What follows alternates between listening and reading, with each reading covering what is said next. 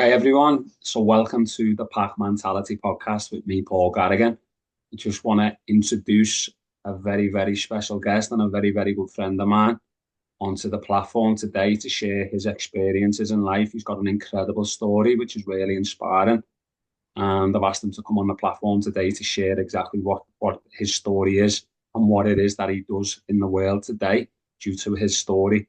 So let me welcome Jonny Pringle, who is a football and a elite performance coach. Well, Jonny, welcome to the podcast, brother. Thank you very much, Robert.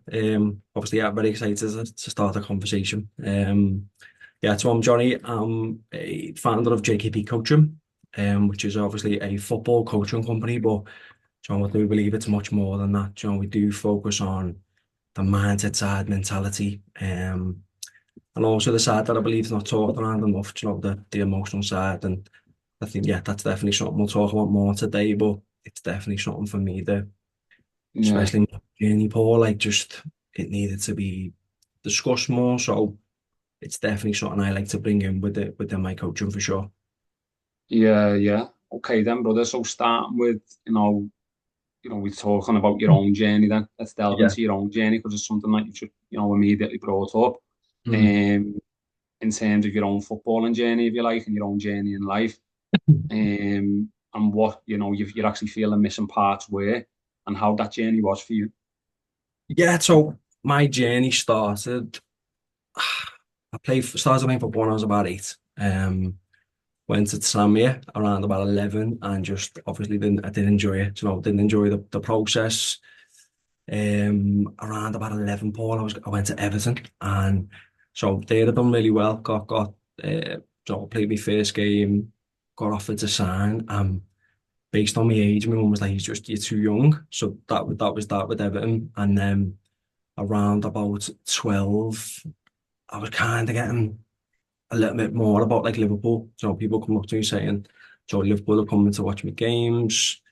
Um, and we had like a school tournament. So the Mm, school tournament was at the academy, and again, I played really well. I think I got played at the tournament, which obviously after the tournament, I had like coaches coming up to me just saying obviously I was yeah, doing well, and I got a trial. So the trial was for 6 weeks, and then after 2 weeks, I'd made my debut against Newcastle. So again, come on, played really well, got scored on my debut, and got offered to sign. So that was kind of like me footballing journey into academy life. yeah, With the start with Sammy, it was just I was young, so I remember hating it, not enjoying the process, probably feeling like I didn't really deserve to be there. mm, Definitely as a younger child, probably I lack self-belief for sure. And yeah, on reflection, looking back, I can see how much that impacted me football. But I always remember going with my granddad and just hating it, just not wanting to be there. And mm, I did the first stage, but Everton was different. I felt good, but for some reason, my mum just didn't want me to sign. And then Liverpool was where it really happened. And obviously, I got signed. I was there for 6 years, and that process. We've talked a lot about, haven't we? Obviously, with Aiden's journey, and mm, it's obviously an incredible experience. But being at an academy, it's obviously not all sunshine and rainbows, and there was a lot of highs, a lot of lows. But I think it's took me a while, Paul, to probably look back yeah, and process it all. with a bit of pride. And Yeah, when I was there for 6 years, it was, like I said, it was a great experience. But it took me, because I seen it as probably a failure. Obviously, I didn't make it. Even there, probably thinking like I didn't reach me full potential. mm, And look back on that period of my life probably just as a failure. But now I can reflect, I can look, you know, at the experience, and what an incredible experience it is. I tell the kids regularly who are coached that have played against Real Madrid, Barcelona, it's things that I can obviously take to my grave. And like I said, I think it definitely took me a long time to probably accept, mm. be proud of. Yeah, it's obviously a great achievement, but the process is, like you've experienced with Aiden, it's not easy. It's a tough process. Yeah, I think, brother, like I remember Aiden. I mean, he was. he was 5'6". Like Mm. he was really young. Obviously, no, when I say Aidan, by the way, obviously my lad, for people Yeah. that don't know him. But Yeah. he he obviously started really young, and then I remember like going up to Liverpool's, not even I don't even think it was the development. Like, it's just been like for the little, they were looking at him. At one point, Yeah. they just asked loads of kids to come in, and you're all excited about that as a parent. And then he got asked into the development group, and I was, you think they'll have got the next Stevie G here. Like I Yeah. was looking at him going to bed at night, thinking, "Wow, my kid's gonna be the next Stevie G." And little do you know, they're so far away from Mm. actually getting anywhere in the football world. And with that came an element of big, big pressure I then placed upon a young child's shoulders in Yeah. order to perform. And if he didn't perform, my relationship with him was heavily impacted in terms of, being so hard on him, knowing how hard it is to make the grade, Yeah. and not allowing him sometimes to enjoy it. Mm. This is your one chance, basically living my dreams through my child. Yeah. The better footballer when he was 7 than I've ever been. Yeah. And I'm placing all this pressure on a young boy's shoulders and, really ruining his own dream to enjoy himself. Um, so I resonate with you, Johnny, in terms of what you mentioned, even about being like 12 and signing for Liverpool. And, was my lad able to enjoy that experience when he Yeah. got signed? He signed for Liverpool and Everton, but equally, was he allowed to enjoy them experiences from his dad? Yeah. And was you, like, not having that belief, always being questioned sometimes, like the light is always shined on you, not feeling good enough. Yeah. It's not really talked about in football, is it? It definitely isn't. I think, Joe, even reflecting on my own journey, Paul, did I enjoy it? I couldn't really sit here and say yes Mm, because I absolutely there's no one on this planet who put more pressure on themselves than me. But having said that, having a parent or, even other parents and coaches, you feel the pressures, sometimes it's unspoken pressure. mm, The thing I always try and create a bit of awareness around, especially with parents that have, the kids that are coaches, like what are we projecting onto our kids? Like your anxieties, your judgments, your expectations, like it doesn't even need to be said.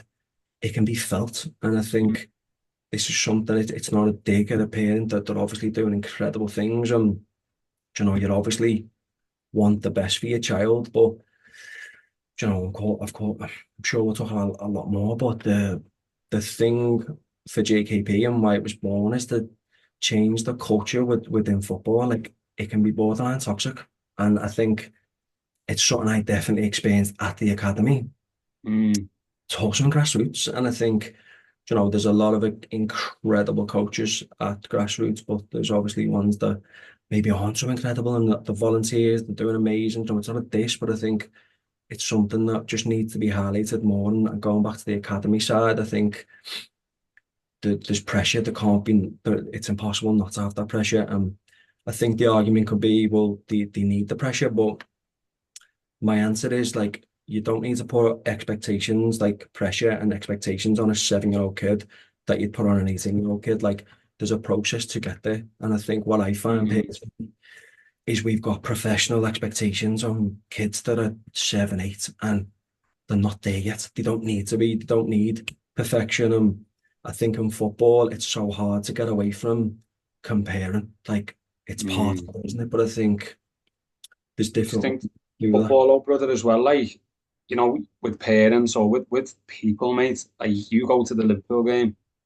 on the weekend and you have got fully grown men going absolutely berserk at players, like, Mm. like they're gonna have a heart attack. You Mm. go at the same time, you go to a grassroots game under sevens and you see the exact same behaviour happening, 100%. of emotionally unregulated Yeah. and people who are just letting out this aggression, this pain, this fury. It's like we get an okay to do it in sport. It's Like you're normal. allowed to let it out. That's okay. But then there's repercussions to that, isn't there? 100%. And I think, yeah, it's a great point, Paul, because it's normalized, but it's not normal. Yeah. It's not normal behavior going to a Liverpool game and watching, again, no disrespect, a fella screaming at Slobberslide because he's missed a 5-yard pass. Like, for me, that there's something deeper in that. You can go as deep as you want with this, but for Mm, football's an outlet. like a prime example, Paul, the amount of kids that will come to my session and after 3 or 4 minutes, they've lost their head, they're emotional. It's like there's been plenty of times where I'm like, you can't be that frustrated or angry based on the first 30 seconds of this drill or this session. And there's been a lot of times, mate, that I'll probe it with the parents and be like, look, the kid didn't see themselves today. And you go a little bit deeper, Paul, and then you find out the kid's getting bullied in school or something's going on at home. And I do find with football, it's a way to like release, A modern sometimes. day gladiator arena, even It's in boxing definitely. and stuff. Mm, It's like a yeah, modern day gladiator arena where we want blood. yeah, it is, and it's tough because all parents want the best, of course, but I feel for me there's better ways we can do it. And I'm not sitting here preaching like I've got all the answers, but I feel like being on the side of being on the academy, now being on the side of being a parent, by the way, and a football coach, like I've got both sides to see like kids just need love and empowerment at that age, 7, 8, of course. I completely understand. You can't just stay there. You can't just love and empower all the time. Like there's going to be times where they may need a little bit of tough love. Like, you've got to create resilience in these kids. And I think we're not looking to just give them a false sense of security that they're incredible. Because if you are hoping for your kid to go to an academy, like it's not going to be that way. They've got to find that resilience. And I think with JKB coaching, it's like I said, been born to create. My vision has always been based on how what I experienced and how I felt at 18 and being at the academy. Like I want to try and build kids that are strong enough and have the mentality understanding, the emotional regulation side to be able to deal with the pressures a lot better. Because like you said, Paul, like the main thing for me is kids are dysregulated emotionally. Mm, Also, kids need a safe space to discuss emotions and just explore themselves. Like we're adults, we explore ourselves. Kids need to do the same.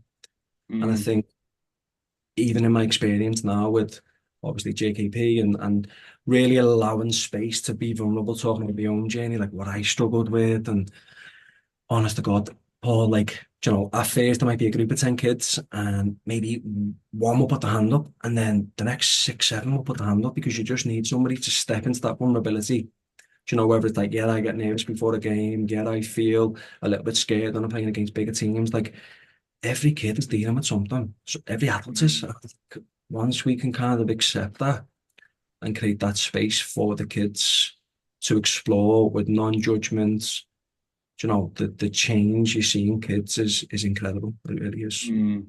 Yeah. So looking at your own journey then, if you were to have had, that structure around you, and I think, the importance of having a solid home structure as well, by the way, like a 100%. solid mum and dad who are grounded, who are not pressurising you, who are there as parents Yeah. and supporting you and not putting expectation on you. I only say that because of my own failings with my kids, Mm. in terms of what I've had to learn and understand, as well as having that solid structure. I believe most kids will need around them anyway. Um, what do you feel were the other fundamentals that were missing for you, and what could you have done differently yourself? I think the home life for me was absolutely massive. My childhood, Paul, obviously, again, we've talked about a lot, haven't we? You've helped me Mm, massively just explore myself. And, my mm, childhood was very chaotic. I mean, mum was incredible, but she was suffering with bipolar. That as a kid, trying to like navigate through. I didn't know at the time, but on mm, reflection, Paul, it was tough. And obviously, I had to unravel a lot of that. My mum was in like a domestic violence for a long period. And again, as a kid, just being in a house which was chaotic for a long period, probably seeing things I shouldn't have seen. And that probably made me think I had to be a man very, very soon. At 13, 14, I felt like a man. I felt like I had to be, based mm, on childhood. And I think I look at that like I thought I was a man, but I was just a lost boy. And I think, mm, that probably more reared its head when I was like 17, 18. But I think coming back to the football side, I was seeing how that impacted me. And just like obviously, my dad was present, but he wasn't massively involved in footy. He didn't really, know footy. He'd always be supportive. and sadly he passed away when I was 18. But like not really having, I don't want to say I'm not a strong father figure because I had my granddad who was incredible, but my granddad would probably not give me like tough love, and I think that's something on reflection I wish I needed. And the point I'm getting at, I suppose, is just having like probably a strong masculine figure within my life who would probably not give me a clip as such, but keep me in check. Because as a 14-year-old lad, I was very chaotic. Probably, well, not probably, I absolutely thought I knew best, wasn't willing to listen to anybody, thought I was invincible, thought I played for Liverpool Football Club, all of this that your ego Mm, when you're a kid. And I think, if only the amount of times, Paul, the people have probably come up to me now and said, like, imagine you had your mentality now that you've got as a player, but I didn't, and that's the reality. And I think my mentality, my ego, my probably arrogance, like absolutely let me down. Just not willing to listen really. And even though I'm saying I probably needed a strong father, like masculine man, whatever you want to call it, within my life, I don't know if they could have kept me in check. I felt like I was that chaotic. yeah.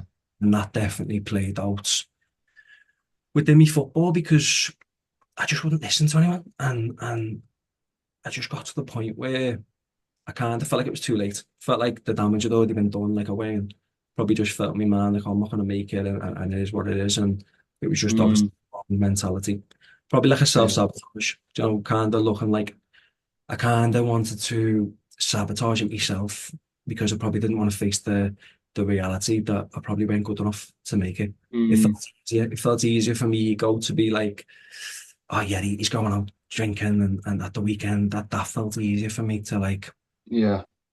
yeah, just not accept the reality that right where I was as a player, I wasn't at the level to make it. And I think accepting Mm, it huge. yeah. I think something you mentioned there, Johnny, is like it's massive, as we know, for men to have that solid male in their life, even if if that does come in the form of your granddad. But if equally if there's chaos going on at home, Mm, even if we've got that strong role model outside of the home, we're still being yeah. brought up in maybe an environment that is not perceived as a child as nourishing and safe for us to Mm, grow to our full potential. Couple that in with going to football and being at Liverpool and the light that is shined on you, mm, which it's fucking intense light. I see it with Aiden. Like it's every move that you make is being watched and monitored. Every pass of the ball, everything, like everything you do now, your interactions are with your teammates, what you're doing outside of football, what your home life's like everything is under the spotlight, isn't it? And it's sort of like they don't get this chance to breathe a little bit and take time out, and it's so intense. Um, you know, the journey. If I knew now what I knew when Aiden was 6, I'm not so sure I'd have pushed him as hard as I have. Is yeah. he close to getting the rewards? Very close.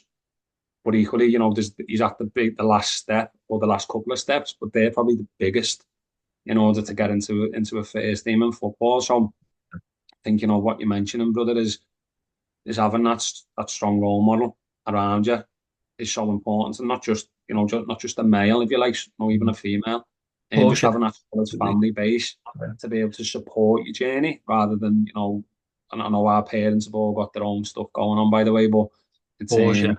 certainly adds flames to the fire in terms of making it just that little bit harder, doesn't it? Sometimes, I mean, and equally, sometimes our pain can push us Mm. into success.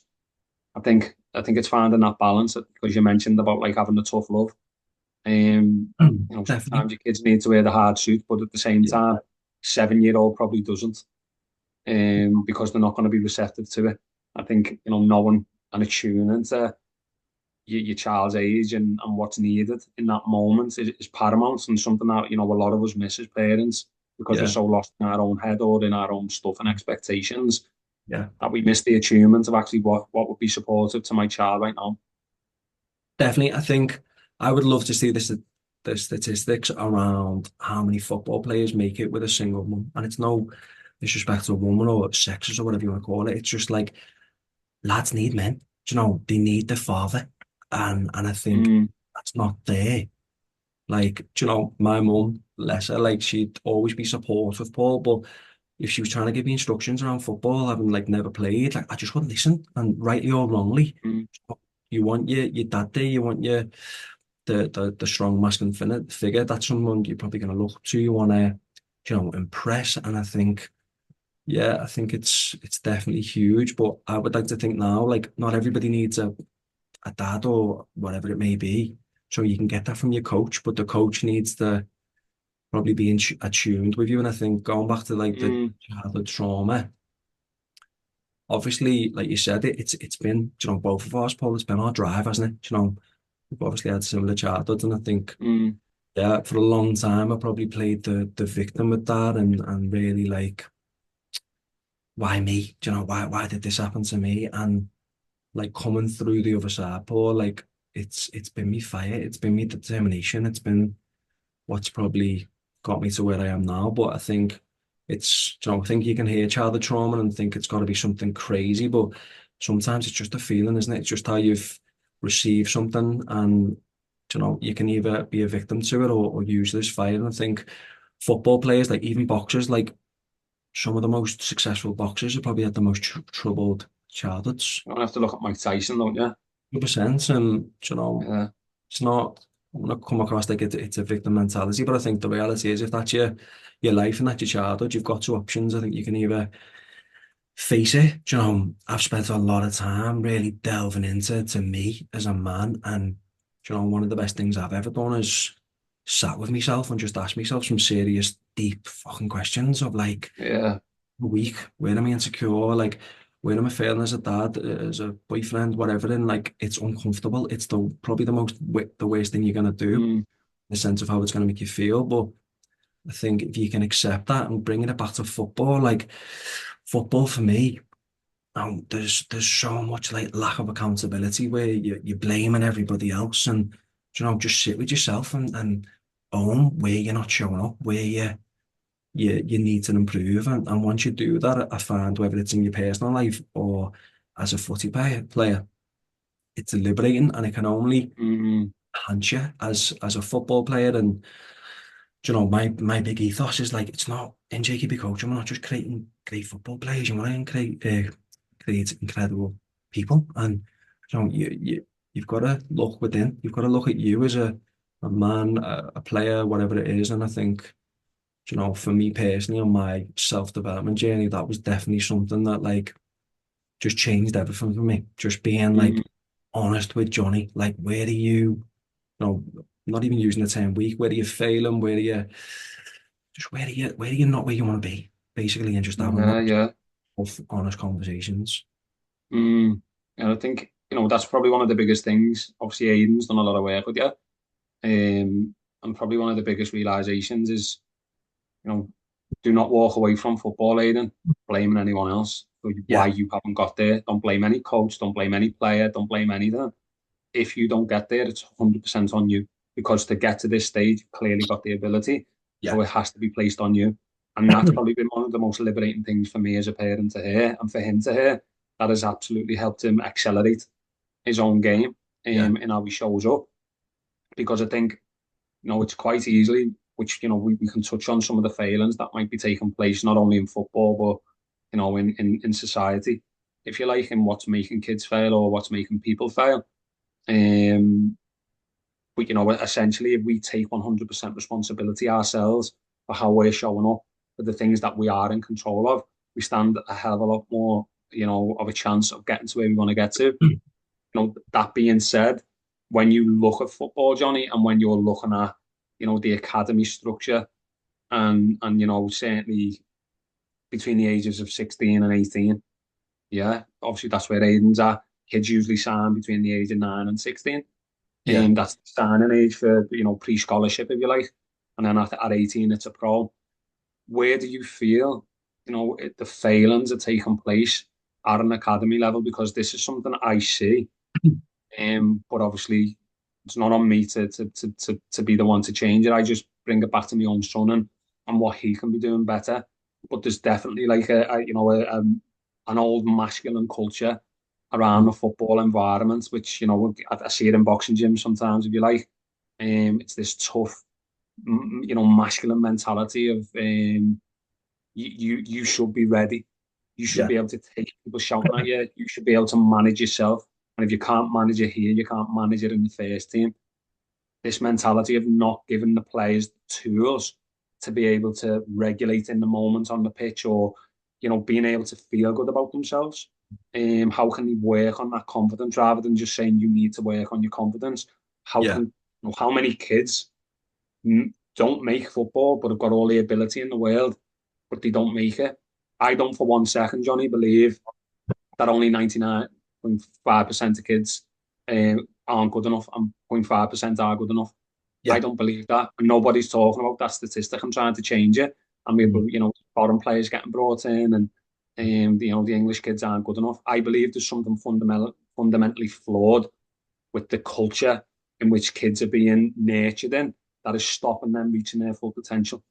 Yeah, definitely. I think the big thing that screams to me, Paul, is like football is so much more than football. And like again, I don't know what it's like now within academies, but the fact that mentality, education, understanding around self-belief, your resilience levels, like how this is not like a massive part. And listen, it might be now, but when I was there, like talking about mentality, I like don't think it is there, if I'm being honest, brother. I no, think it's still like in the construction industry, or like in, different industries. It's mental health first aid with a mm, little banner slapped on it.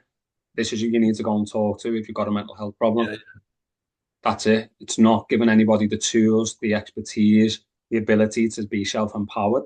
yeah, yeah, And, giving them a daily habits. These are the things you need to be taken off to make sure that you're, showing up primed and ready for football. It's sort of just, you know, like mental health put onto a certain person, and you need to go and speak to them. And it's always as if there's a problem with the person, not the environment. mm, yeah, Yeah. for So sure. if men are suffering with suicide, for example, everyone's saying men need to talk. Why have we Mm, created a culture in which men are taking their own lives and they feel like they can't talk? Surely we need to be looking at the environment, not the man. definitely. Obviously men can show up and we can give them all these tools, but equally, there's got to be a dance between the two, hasn't there? Like the eye and the we, if you like. Yeah, even with the men need to talk.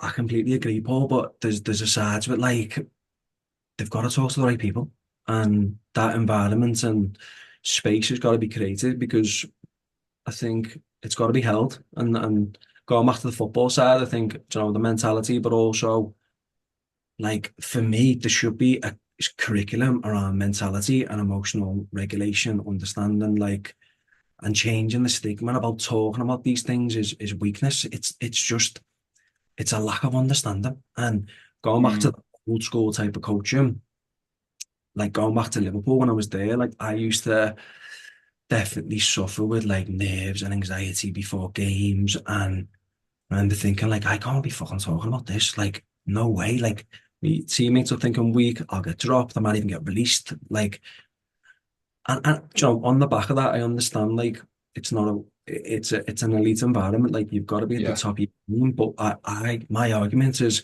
how many players do you lose because they just can't deal with their emotions? It's not anything to do with their football ability. And you could go as deep as you want with this, but I think if you can truly create an environment where it's not like a weakness, it's actually empowering. Like, my mentality has grew and I'm a lot stronger, a lot more mentality, I suppose, driven in the sense that that's based on learning, understanding, understanding myself. Like that just hasn't happened overnight. And I think Mm, you can do this with 7-year-old, 8-year-old kids, just a brief understanding, like self-belief, like how many kids their self-belief is measured on external things. So basically, if they score three a game, they now believe in themselves. Like your self-belief system needs to be built on things that can't be taken away, whether it's your work rate, there's the simple understanding that you'll figure mm, things out. Like, gaining evidence around them things instead of things that are external and are completely, they're not always going to be in your control.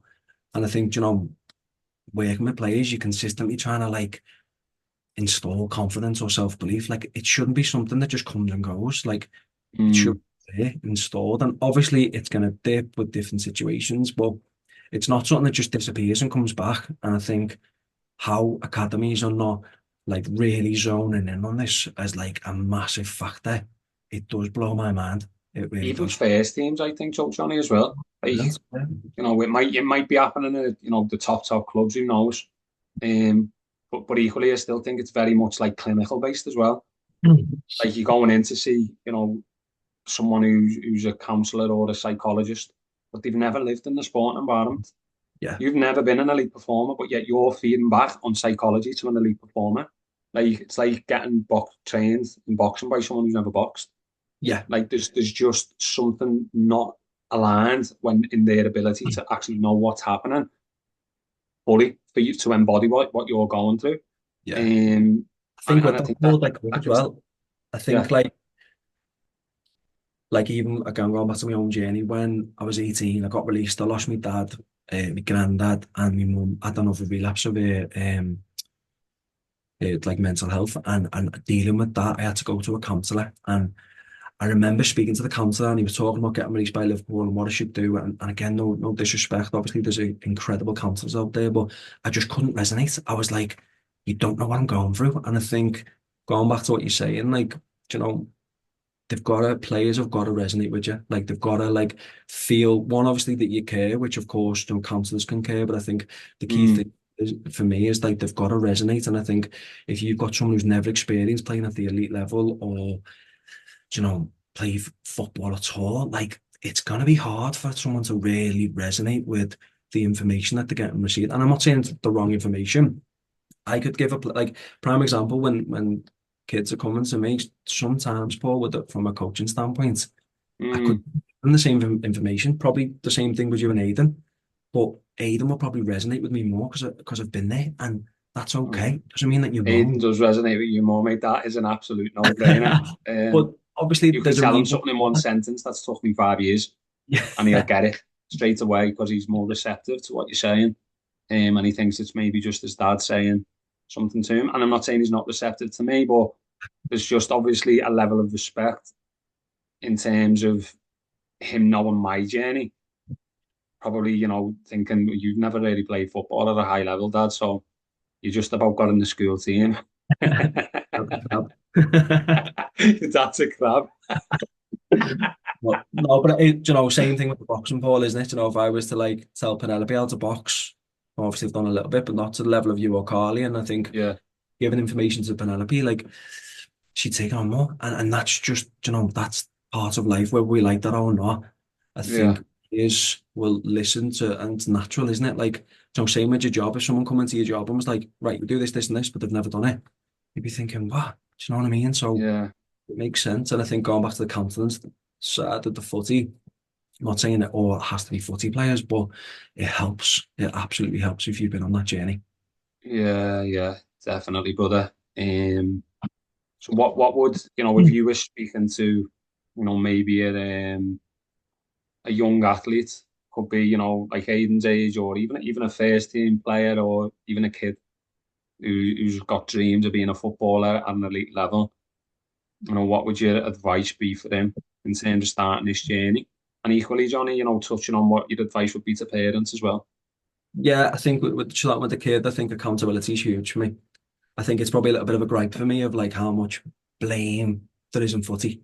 And you only have to speak to an ex-footy player and it's like, Mm, what make it? It's like, oh, because of and the coach didn't like me, this.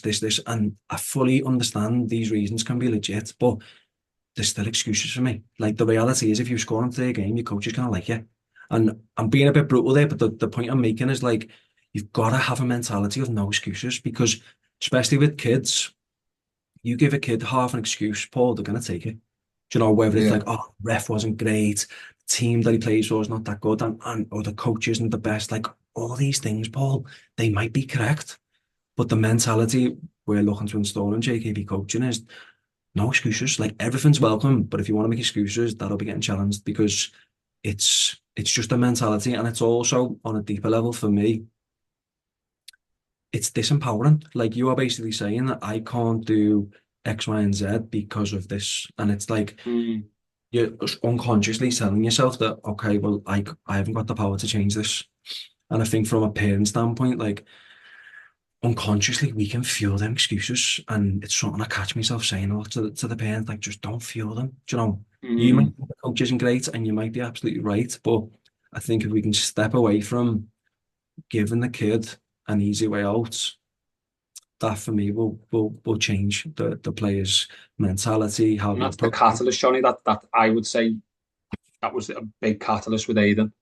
Mm, Like that was just, like stepping away from blame, mm. stepping away from, it's other, oh, I weren't the blue eye, it was other kids, it was the coach. Why aren't I playing? And Yeah. as soon as that Mm. light was shined back on him, with a bit of, brutal honesty, by the way, are you putting 3 goals in a game and are you assisting every game? Are you the top player on the pitch? Yes or no? No. But you've got to do more. And this is, what I say to him. Even if he's had a good game, great, hasn't give the ball away, great positioning, all different things, I still come back to him and say, you did do great, mate, but equally, you can do more. Because if there's kids playing in the Premier League at your age, then there's clearly standards. That's it. And you need to know where Yeah. your levels are. And if you need to get to higher levels, that's where you want to be. Mm. Not just thinking that what you're doing is enough. Because in football, it's never enough. And you judge by game to game. You score a hat-trick one game, no one cares the next game. I It's just sort think, of, you've got to go again. yeah, it's an elite mentality for me. It's, Yeah. you can always do more. Mm, And, even from whether it's a player standpoint, like, even our own life as adults, like, we can always do more. Like, you know, excuses are there, and if you want to take them, that's fine. But I had loads of excuses. If you had spoke to me when I was 18 of why I didn't make it, it was everything but not being good enough. And I think it's something the football players find hard. And I would also think, or the view I've got on that is because, especially in academy football, like, you're always told how great you are, like everything you do is perfect. Even now you see with the kids, like, obviously my first foundation is empowerment and love and support and trying to build the confidence. But, like, you can't do it all the time, because then you get this kid that's got a false sense of security of how good they are. And then when they do, go to a game, or, go to an academy for the first time, and they suddenly realize that they're not the best, you don't want that kid to then suddenly like, oh, it's because of the coach didn't like me. Like, that's no, like, that's not where it's at for me. If you want to truly get a kid with an elite mentality, like,